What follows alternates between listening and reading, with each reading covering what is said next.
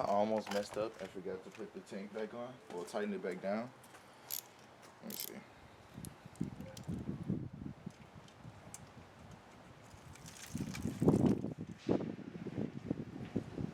Oh, but yeah, so a little update.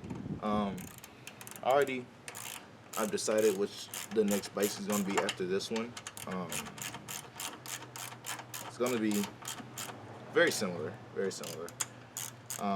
I'm hopefully going to try to go with a different style with it.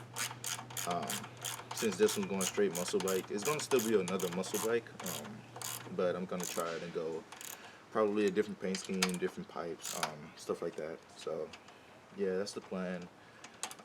That'll probably get picked up next summer after bike weekend, after I get rid of this one. So yeah, let me get to the handlebars.